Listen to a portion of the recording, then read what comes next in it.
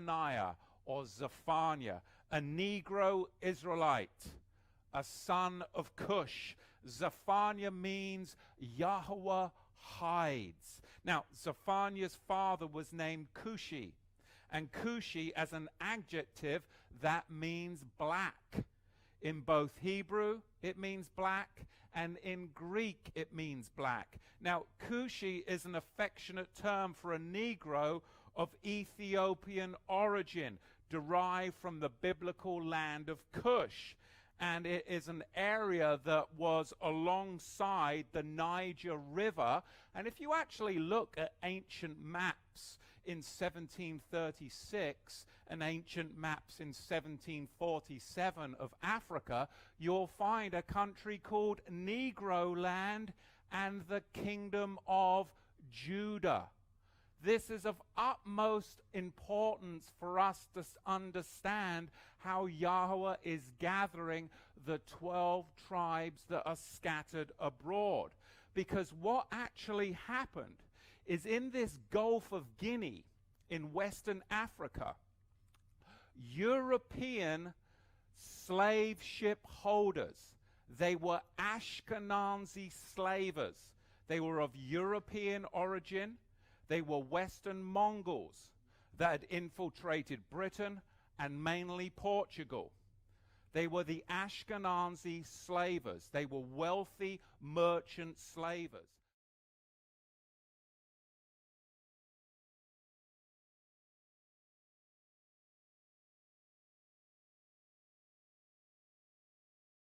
That went down to the coast of Guinea. They employed Mohammedan trappers.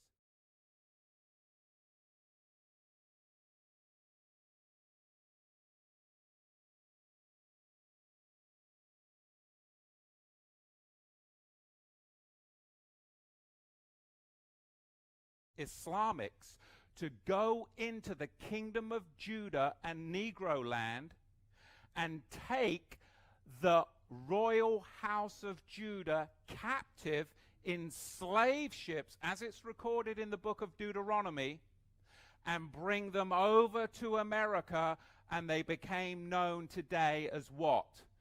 African Americans.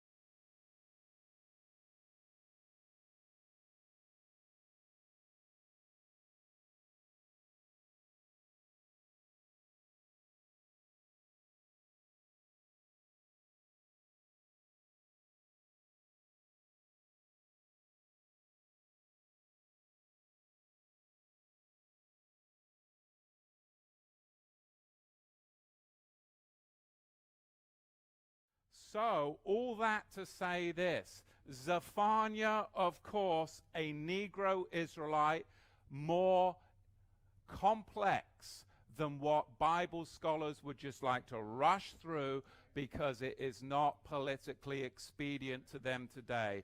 We're going to see, of course, this area of which Zephaniah, this area, of course, of which we're talking about, Negro land and the kingdom of Judah.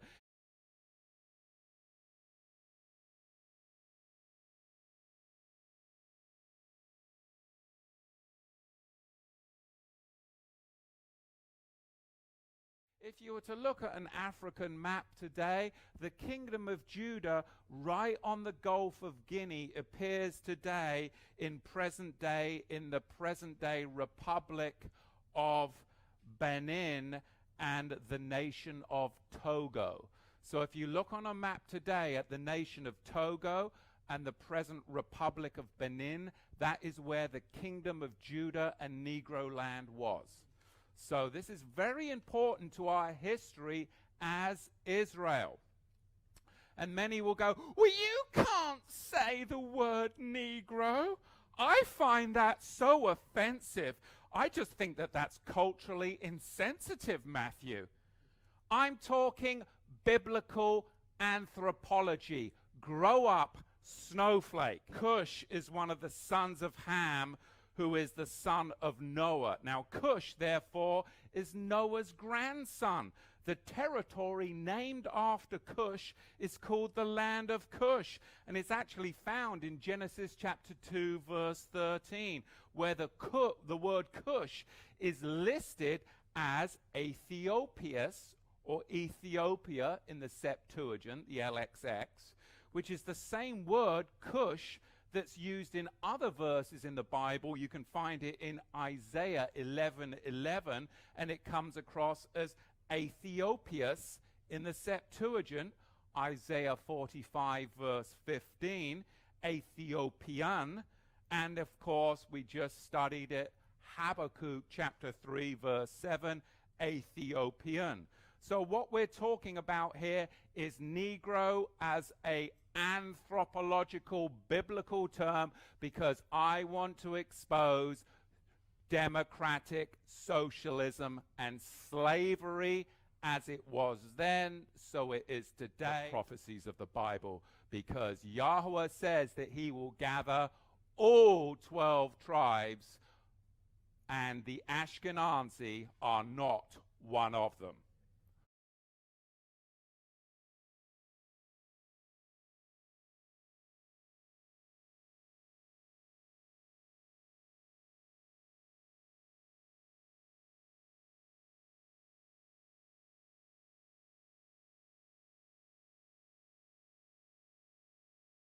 Okay, but those taken captive from Negro land along the river Niger in the area that I've just located, that's very important that we understand what we're talking about. So, for Zephaniah's father to be named Cushi means that he was black, Negro, African, a regal Negro from Negro land or the kingdom of Judah.